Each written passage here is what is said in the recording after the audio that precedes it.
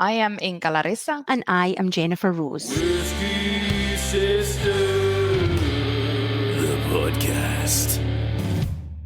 We're two whiskey pals serving a weekly whiskey podcast and rocking your whiskey world. Exploring the whiskies and distilleries of the world and meeting amazing people along the way. We'll be sticking our noses into our drams and all things whiskey. So fill your whiskey glass and join the fun. A warm Whisky Sisters welcome. Hello there, and thank you to those that tuned into our Springbank episode last week. I got some nice feedback, didn't it, Inka? Yeah, I did loads of good stuff. Thanks so much, everyone. So this week we are diving deeper into Scottish rye whiskey and Arbikie Distillery. Shame we haven't got time to visit there yet. I know, right? I'm always talking to the guys who own the distillery and I keep saying like, oh yeah, I want to come, like I'm coming to Scotland, I'm going to come and visit. But then I can never fit it in. And I feel really bad because I'm always saying I'm going to come and then I never go. But I will one day soon, hopefully. Teasing them with the prospect of your presence. I do really want to go, and it's an amazing location, and I just think So they're it's the great anyway.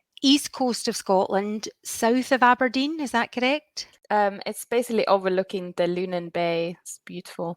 Nice. So like last time I was there, the whiskey wasn't even ready. So that was like ages ago. I think it was 2017. Can't even remember that year anymore. That'll be nice to go back and compare. Yeah, so today we're sampling Arbikie 1794 Highland Ryes single grain Scotch whiskey batch 22 and limited edition Highland Ryes single grain Scotch whiskey finished for 1 year in Jamaican rum barrel.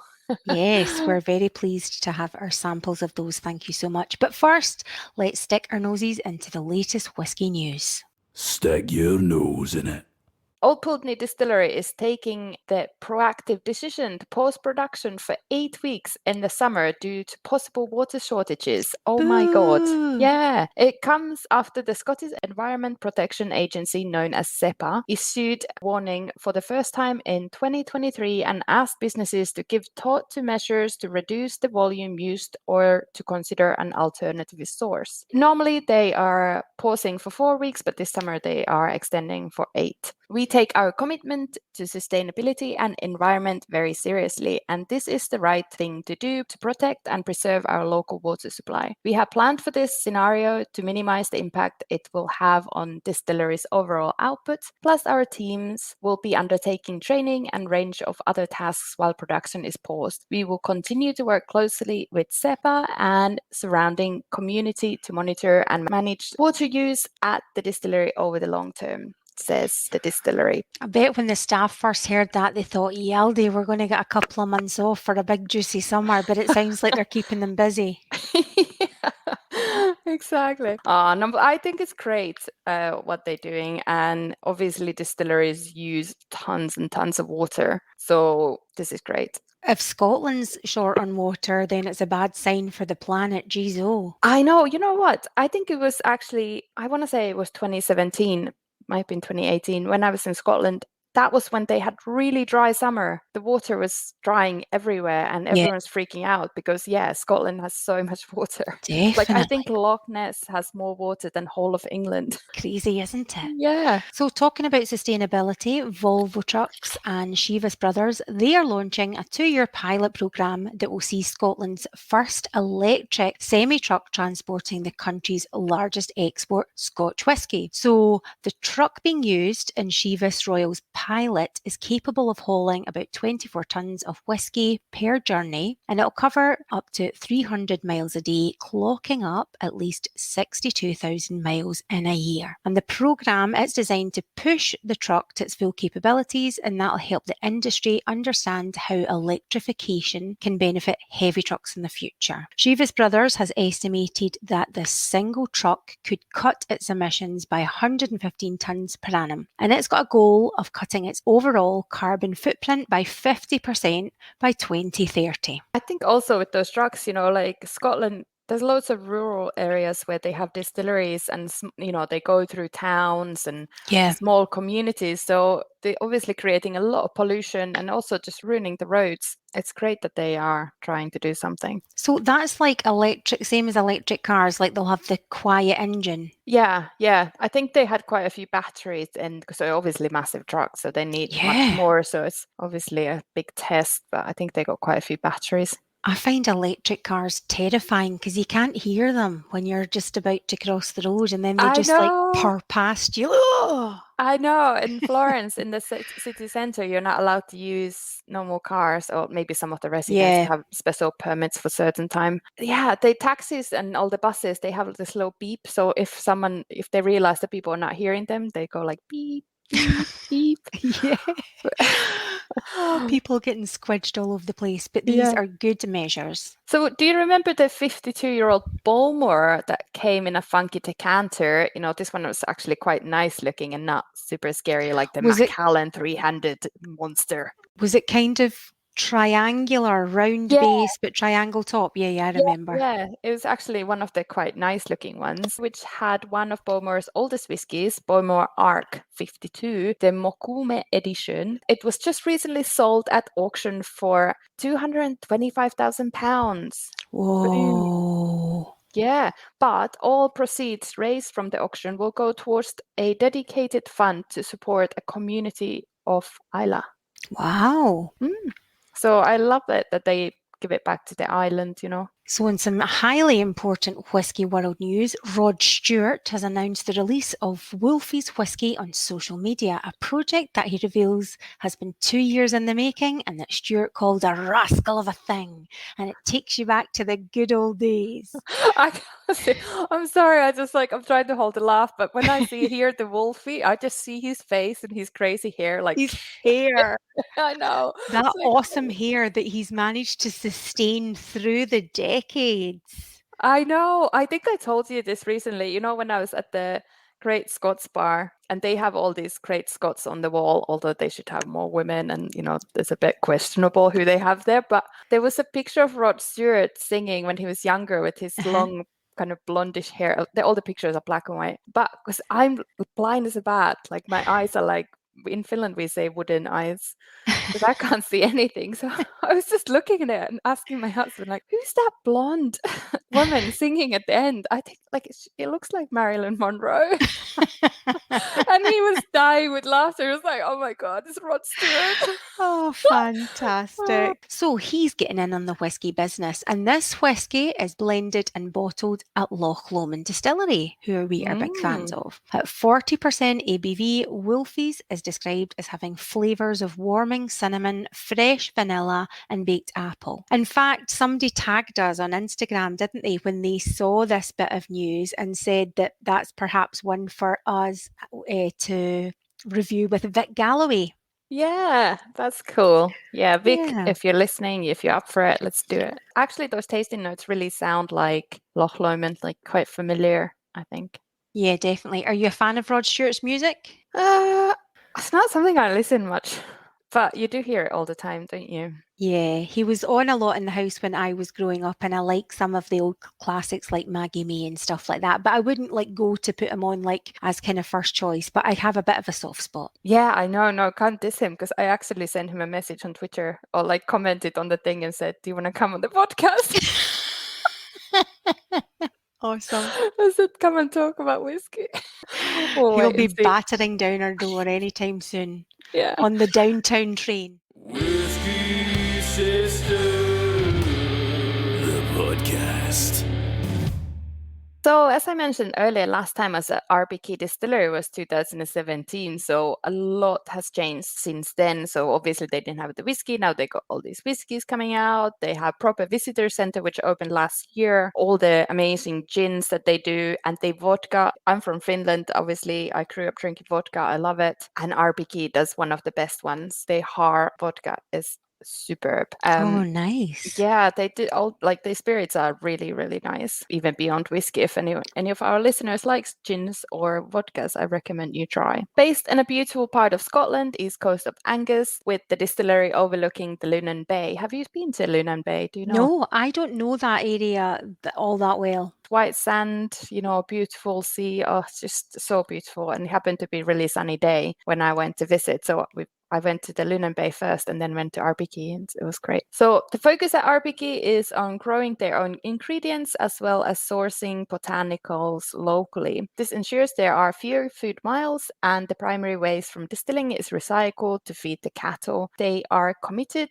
to keeping the environmental impact as low as possible. So since they opened in 2014, they've been working on establishing a number of juniper plantations across the estate and planting approximately 1,000 plants a year there. And as we know, juniper is critical for gin production, but the majority of the UK's juniper species is under threat from a pathogen. Oh, boo-hiss. Along with juniper plants, they've planted thousands of hedges, peas and oak trees. Growing oak trees will take at least 50 years, but Arbikie Distillery is a long-term project of creating a legacy family business. And this oak will allow them to have their own new oak cask for maturing whisky in the future when the next generation is running the distillery. So I think that's really lovely, isn't it, with that long-term planning?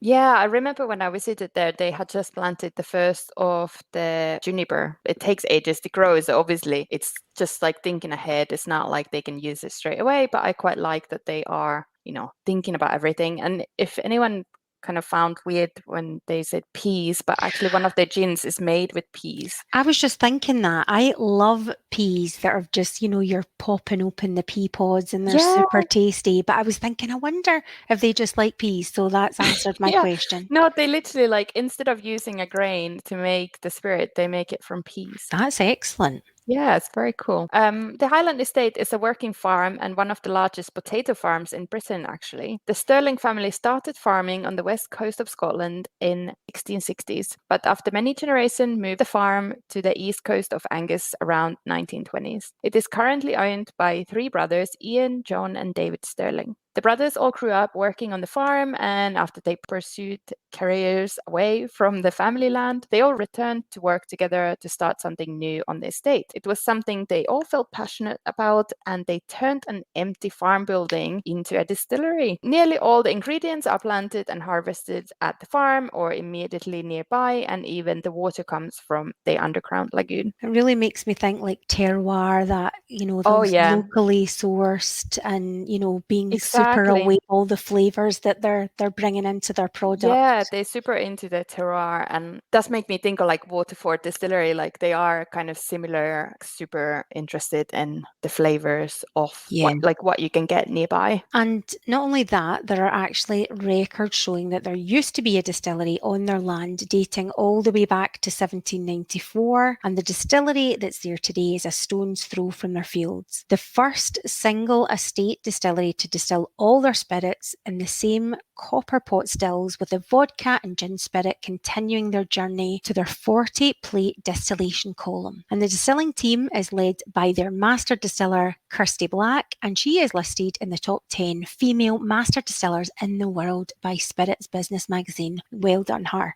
As well as Christian Perez. And unlike single malt, single grain whiskies do not need to be made using just malted barley. In fact, other cereals such as wheat, corn or rye can also be used. And if you're interested in single grain whiskies more in detail, make sure to listen to our previous episode where we covered all this topic in detail. At Arbikie, they only use rye, wheat and barley to make their Highland rye whiskies. First rye Scotch in over 100 years. So that's pretty cool. Very cool. Super unique. So have you tried any of the previous releases at all? No, I haven't tried any before today. Oh, what about you? They sent me a little bottle of the 2020 release and it was delicious. I was literally squeezing out every drop I could get from that 200ml bottle. And I have to say, it was very different to the ones that we're trying today. But I'll tell you about it in a minute. I'm intrigued. Okay, so let's get sampling.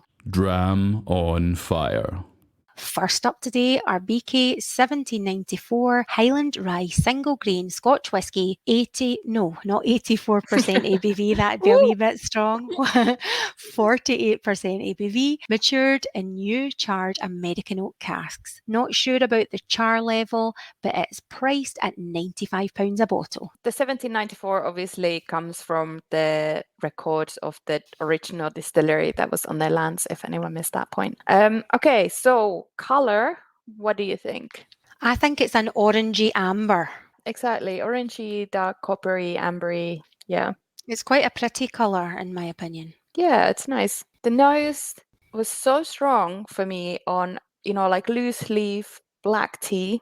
Oh, okay. Like I used to have this black tea with kind of this kind of blue flowers in it. I don't know what the flowers were, but it smells like that.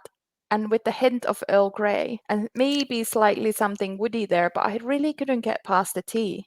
Like, did you get anything else? Do you know, the Earl Grey is a very good shout, because I think Earl Grey is quite floral, but it's not just, a flowery smell. So I think that's a really good shout for this. Yeah, it's a bit musty. I'm going back to it with air, and I'm actually not getting too much in the nose. Earlier, I got a kind of warm banana bread, a ripe peaches, and also like a melted butteriness on the nose. Ah, that's funny actually, because on the palate, I was getting toasted bread. And I was thinking like, oh, maybe there's like a little toasted bread with a little bit of melted butter. So Yeah. it's funny you get that on the nose. Even now that it's been in the glass for a while, I still can't get past the tea. I'm not getting anything else. You're all about that Earl Grey. It's weird. I'm getting something slightly fermented now, going back. Super ripe fruit, almost going into kind of a sour fermentation-y smell. What did you get on the palate? So yeah, that toasty bread, some oat biscuits, white pepper spice. I think there was kind of heat, kind of warmth of, maybe when you eat red chili or something that's not like super spicy, but it just gives you kind of warming feeling. The spiciness is kind of classic, kind of what you would maybe expect from rye. Yes. This one, I was expecting this to be like really sweet because the 2020 was so kind of sweet and it was spicy but sweet. But this is not sweet at all. Maybe tiny bit, but not like in the same way. I don't think it's that sweet either. I found it not so much now, I'm going back to sip, but initially I found it quite a nippy mouthfeel, quite a tart flavour, like maybe gooseberry, quite a strong cinnamon spice. Yeah, I was thinking maybe some cinnamon as well. That gooseberry is actually quite interesting now that you said it. Like red gooseberry, the red ones are slightly sweeter. Like maybe now that I put it in my head, I'm thinking, oh yeah, maybe actually that could be it. But certainly a kind of quite a sharp fruitiness, not too sweet. No, like they're not really red. Maybe they're a bit more purple. They look like grapes, like, same color, the darker grapes. I don't know if I've seen them. Oh, really? Oh, like we have them in Finland. I used to always have them in the garden. The Nordic countries have got epic berries. Yeah, I know. I have to say, like, I love all the currants and gooseberries and lingonberries and cloudberries, like all kind of weird stuff. I found the finish difficult to describe. What about you? I think the finish is not too long. It's quite short. I don't know. I'm still getting kind of breadiness or oatiness or something like that, like porridge oats.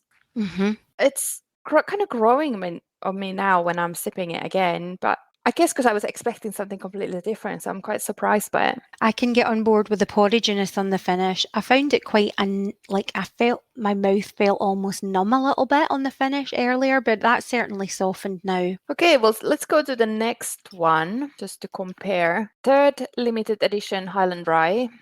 Finished for 1 year in Jamaican rum barrel. The previous cask selection was finished in Armagnac, but I'm not sure what the first one was, but this is the third one. And this one is bottled at 46% ABV and priced at whopping £250. Ooh!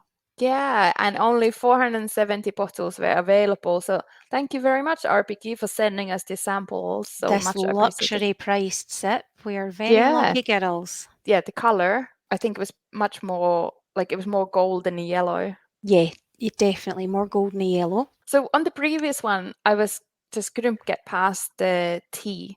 On this one on the nose, it's so tropical. It's like pineapple in every form, like fresh pineapple and then like, the supermarket pineapple juice. And that's like, and like tinned fruit salad and some fresh mango. The pineapple is like, it's really hard to get past of any of this like tropicalness. Nice. I love pineapple. I actually got a really strong walnut on the nose at first. That oily walnut, like if you've like crushing them up or something. Wow, amazing. And a little bit of kind of ground coffee bean, a ripe banana fruitiness, but absolutely agree on the tropical fruit, maybe like a kind of papaya, that lovely juicy papaya. Yeah. I really enjoyed it on the nose. Yeah, it's very, like the rum is definitely strong. Yeah. Going strong. So on the palate, I found it surprisingly dry because Okay. the nose was so juicy and like tropical. Yeah. I was thinking, yeah, it's gonna be different, but it was quite dry. There was some spicy, savory saltiness. Mm-hmm. And then, have you ever been to Thailand? No, I've not. So in Thailand, they sell as a dessert type of thing. They have like these carts everywhere that they're selling mango rice. So they have Mango this like, rice. yeah, so it's like a Oh. dessert. They have this like really sticky rice. Mm-hmm. And I think it's maybe made in like coconut milk or something like that. Oh, I And would love that. yeah, and they have fresh mango on top of it. So I was getting that like on the palate. And then I guess I was just transferred to Thailand. Mm-hmm. And then I was also getting coriander because obviously that's like very common Mm-hmm. in like Asian countries. But then I was also getting like I'm super into my herbs at the moment, I have to say. I'm like growing all sorts of herbs on my Oh, I terrace. was going to say, are you growing some? That's cool. I'm like growing loads of stuff. I'll get some herb growing advice from you for salads, listeners, not for Yeah. smoking.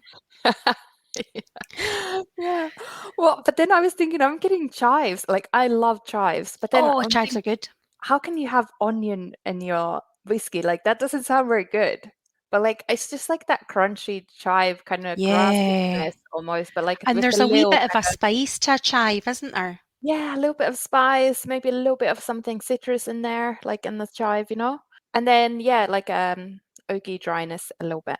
So yeah, that was So my like nice. traveling all over the I world. love that. We've just been on a real journey with you there. Do you know, I was smiling to myself when you were giving your tasting notes for the last dram because a lot of those echo what I get for this one. So I kind of feel they're taste related in that sense because I was getting a toasted brioche bread with kind of melted butter into it, but a definite spice. I've got a white pepper spice, maybe like a kind of gingery biscuit, but I can definitely get on board with your herbs. Actually, now that you said that toasted brioche, you know when they do those ones with buns with raisins or something like that, they're Yeah. really sweet. Yeah. But there's some sort of dried fruit in it. Now that you mentioned that, I'm like, actually, I could relate to that. And I get the oatiness on the finish for this, kind of a creamy, oaty. Definitely for me, it was a longer finish than the other Arbikie. Oh yeah, definitely. And I think the finish is like a really aftertaste in your mouth a few minutes after you sampled it. I was still getting that tropical thing, and you know, like something kind of tropical flavored hard-boiled candies. And when you Okay. suck them a little bit, and then after you're eating, that kind of leaves like a funky taste in your mouth. Yeah, and maybe a little bit like the inside of your gums are a little bit like Yeah. slurped in. Yeah, because it's like quite sugary in a way. Yeah. Like There's probably a word that describes that, but I don't know it. so what's your overall feel? Do you know, I wasn't really sure what to expect, and although I liked Blacken's Rye the Lightning, I haven't been like super on fire for Rye, so I think I'm a little bit like a wee bit scared's too strong, but a wee bit hesitant maybe. So it's been it's been an honour to be getting to try both of these. I much prefer the second dram, the cask 79, and with the rum finish. What about you? I think I preferred the second one, although the first one was kind of growing on me on the palate, but the nose just I couldn't really connect with the nose. And I'm quite positively surprised. Like I think what you expect a lot from single grain whiskey, they're normally quite sweet. There's certain flavors that you're kind of used to. I like that this is probably a bit more rye heavy. Yeah. So there's more of that spiciness, and I'm not usually like massive fan of spicier whiskies, but I think it really comes together here. Yeah, they've got a nice balance to everything. Yeah, would I pay 250 for that? Probably not. But then I appreciate that they are very niche and they are doing everything in like a terroir and local way. So I think that's reflected in that price. Yeah. Yeah. I like shoes and things too much, so that would be too pricey for me. I know. Exactly. God, you could get like 5 pairs of shoes for that money. For sure. 2 bottles of whiskey and 3 pairs of shoes. But we do really like you, Arbikie. Yes, and we will come and visit and sample even more of all the good stuff. And we'll wear cool shoes when we come.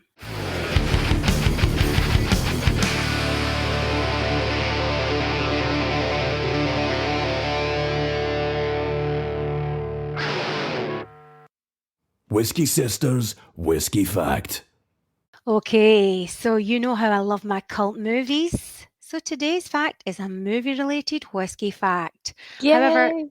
I like when you're doing a fact. Yay!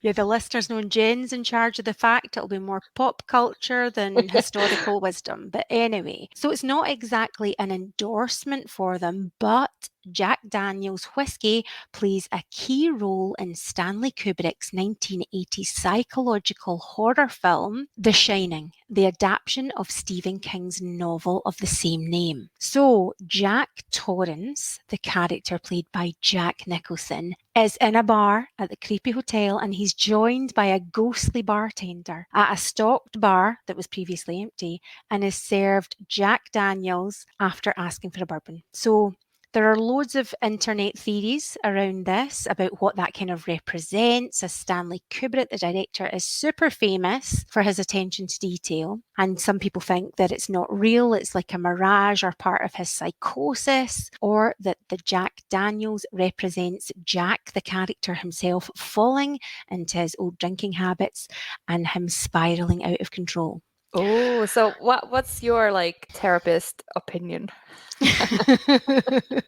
I've got no clue, but I really like reading all the theories. About this movie, it's actually quite a number of years since I've seen it, but such an iconic movie, a lot of it stuck in my mind. Is it a movie you've seen, Inka? Oh my God, yeah. I have a funny story. Like a lot of this movie theaters in Italy are quite stunning, like old and all that. Anyway, nice. so quite like going hang out and you get wine and a few drinks or whatever you want to. So, but they only do films in original language every so often, What? so Okay, you have right. to jump. You don't really have much choice. It's just like maybe once a Yeah. month they have something. So I thought, oh, they have Shining. Let's go and watch it, just for fun. It'll be great. And then I don't know why I made a complete mistake, and we rocked up there. We bought some wine. We're set up on these kind of couch things, and it's all good. And then it's dubbed in Italian. Oh my God! I tell you, it's even scarier than in English. Oh my God! But it's quite a funny movie to watch in Italian, dubbed in Italian, because they don't actually have that many words in it. But then it's all Yes. screaming and aggressive or crazy stuff. And those little twins on the little carts, the little Yeah. go-karts, terrifying. And when we have that picture of you with the Puna bottle and you Here's peeking. Johnny. Yeah. That looks like that was for that bit in Italian, dubbed in Italian, was really horrendous. Yeah, I only have two looks for photos, like big cheesy grin or slightly terrified mad person. That seems to be my two looks. But I do like Jack Nicholson though, although I think very intense guy he seems. But yeah, it's quite a movie. Do you have any other movies that you like where he's in? What's the one when he's the neighbor and the guy has the dog? Is that called, and he's got obsessive compulsive disorder? Yeah. I Oh, watched yeah. that recently. I can't remember what it's called, but oh my God, that was so good. Yeah, it is such a good film, isn't it? And although it's a bit harrowing, One Flew Over the Cuckoo's Nest is again another iconic classic. Yeah. Yeah. I feel like you should always have whiskey when you're watching his movies. Yeah, for sure. And maybe even afterwards to settle your soul. Well, anyway, talking about JD, actually, I came across the fact that an enslaved man named Nathan Nearest Green taught Jack Daniel the art of whiskey distillation. No way. So Green taught Jack sugar maple charcoal filtering, today known as the Lincoln County process. Universally accepted critical step in making of Tennessee whiskey, and we actually mentioned this fact previously. Again, another episode for you guys to listen to. But with this process, whiskey is filtered through wooden charcoal chips before being placed in casks for aging, a technique food historians believe was inspired by a similar charcoal filtering techniques used to purify water and foods in West Africa. That is so cool, isn't it? And I saw that JD, they basically they missed this part of the history for a long time, for hundreds of years, and someone was doing lots of research, and now they very open about it, honoring that now and honoring this man Nathan. Yeah, exactly. Cool. But I thought it was a very cool fact. That's very cool. You've been listening to the Whisky Sisters podcast. Thank you for listening, and everybody might be starting to get a little bit busy with some cheeky summer plans, but we hope that you keep listening on the beach with a highball at the ready. Gosh, it's June already. I just can't believe it. I know my freckles will be coming out soon. Yeah. Our listeners who've been following us for a while know that Jen has not been too keen on Ardbeg. And obviously we tried some of the special releases, which maybe not been as good as your classic Ardbeg range, the core range. So I'm on a mission to change Jen's mind. So let's see what happens. You did say the last time I was moaning about Ardbeg, just bear with it. So I'm semi-excited, semi-terrified. Keep up to date with us. If you don't already, please on Instagram at whiskysisters.podcast, Twitter at Whisky Sisters, and Facebook at Whisky Sisters Podcast. And we would love to hear from you for you to let us know what whiskies you're enjoying right now, any topics you would like us to cover, or any random chat. Let's be hearing from you. Don't forget to subscribe and give us a 5-star review, because all the other ones don't count. Yeah, if there's no 5 stars, don't bother. Exactly. Save your time. Have another dram. Okay, honey, see you on the smoky side. See you. I'm already like Peter. See ya.